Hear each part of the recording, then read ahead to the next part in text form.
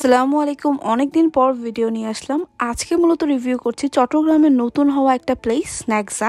স্ন্যাকসার location হচ্ছে 2 নম্বর গেটে। হয়তো খুঁজে পেতে একটু কষ্ট হতে পারে। 2 নম্বর গেট 7 ডেজের একটু পরে তাকালেই দেখতে পাবেন।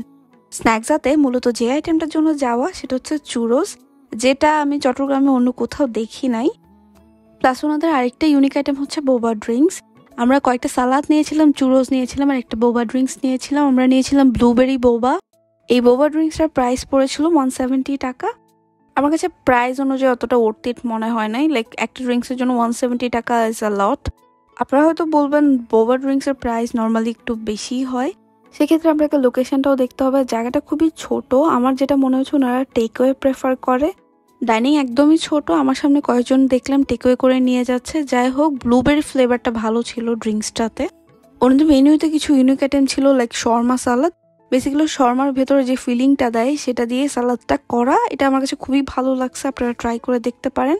সালাদগুলো 150 টাকা ছিল। আমার কাছে এই সালাদের পোর্শনটা ঠিকঠাক লাগছে 150 টাকা অনুযায়ী। প্লাস এখানে যে চিকেনটা ছিল, চিকেনটা খুবই ময়েস্ট ছিল। ওভারঅল আমার কাছে সালাদটা ভালোই লাগছে। আমরা আরেকটা সালাদ নিয়েছিলাম, সেটা হচ্ছে ক্যাশিউনাট সালাদ। ক্যাশিউনাট সালাদটা খুব বেশি ওয়াটারি ছিল। এখানে লেমন জুসটা এত বেশি দিয়েছিল যার কারণে খুবই টকটক একটা ফ্লেভার আসছিল, যেটাতে আমি বলবো ম্যাক্সিমাম মানুষই ইউজ টু না। আরও একটা ব্যাপার হচ্ছে, অনেকগুলো ভালো বাদামের মধ্যে যদি একটা খারাপ বাদাম পড়ে তখন যেরকম টেস্টটা একদমই বাজে হয়ে যায়। আমার ক্ষেত্রেও সেটা হয়েছে। যাই হোক, এই ক্ষেত্রে ওনারা আরেকটু বেটার কোয়ালিটির ক্যাশিউ ইউজ করতে পারে। যাই হোক, এখানে চিকেনের টেস্টটা ভালো ছিল আর প্রচুর পরিমাণে ক্যাপসিকাম, শসা এসব ইউজ করা হয়েছে, যার কারণে খেতে তেমন একটা খারাপ লাগছিল না।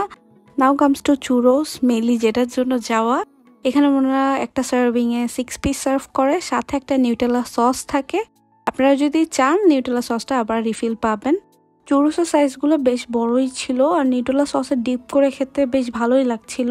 তবে আমি যেটা এক্সপেক্ট করিনি সেটা হচ্ছে এটা প্রচুর ক্রিস্পি ছিল। আমি ভাবি নাই যে এত ক্রিস্পি হবে।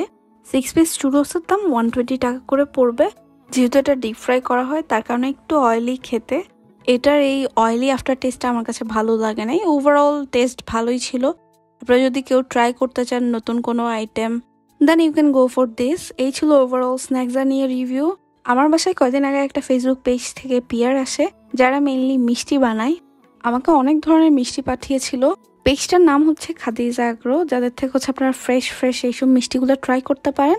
আমাকে অনেক ধরনের মিষ্টি পাঠিয়েছিল, তার মধ্যে ছিল এই স্পঞ্জের মিষ্টিটা।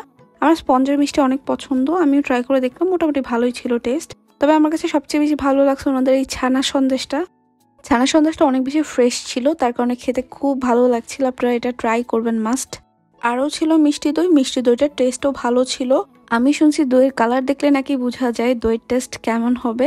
এটা দেখতে অনেকটা বগুড়ার দইগুলোর মতোই আর অনেক বেশি ক্রিমি ছিল দইটা। সাথে আরও ছিল রসমলাই। আমার কাছে রসমলাই টেস্টটা এভারেজ লাগছে।